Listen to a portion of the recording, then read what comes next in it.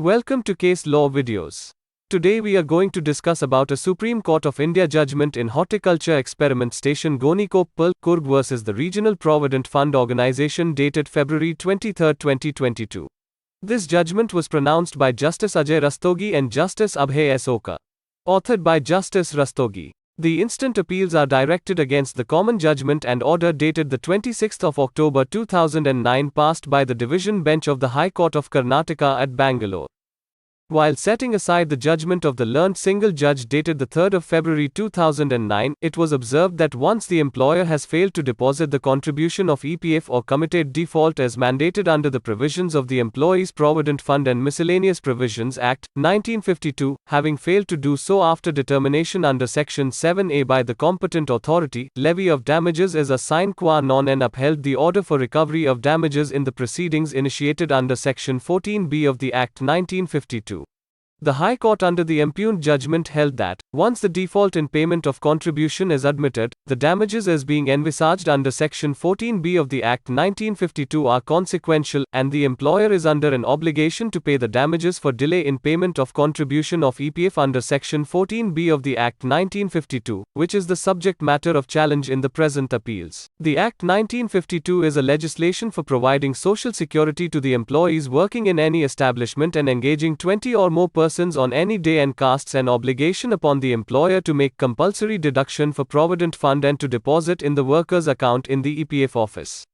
Similar is the provision which is pari materia to recover damages under Section 85B of the Employees State Insurance Act, 1948 providing insurance and pensionary benefits to the employees. Question that emerges for consideration in the instant appeals is that, what will be the effect and implementation of Section 14B of the Act 1952, and as to whether the breach of civil obligations or liabilities committed by the employer is a sine qua non for imposition of penalty, damages, or, the element of mens rea or actus reus is one of the essential elements has a role to play, and, the authority is under an obligation to examine the justification, if any, being tendered while passing the order imposing damages under the provisions of the Act 1952.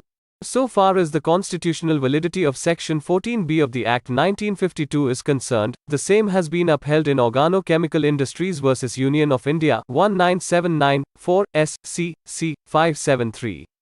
The Supreme Court in Chairman, SEBI, 2006-5, S.C. C. 361 while examining the scope and ambit of Section 15D of SEBI, Mutual Funds, Regulations, 1996, regarding imposition of penalty for certain defaults in case of mutual funds, examined the question as to whether mens rea is an essential element for imposing penalty for breach of civil obligations, and taking note of the binding precedent held that, mens rea is not an essential element for imposing penalty for breach of civil obligations or liabilities. Mens rea is an essential or sine qua non for criminal offense. Mens rea is not essential element for imposing penalty for breach of civil obligations or liabilities. A breach of civil obligation which attracts penalty in the nature of fine under the provisions of the Act and the regulations, would immediately attract the levy of penalty irrespective of the fact, whether contravention must be made by the defaulter with guilty intention or not. Taking note of the exposition of law on the subject, it is well settled that mens rea or actus reus is not an essential element for imposing penalty or damages, for breach of civil obligations and liabilities.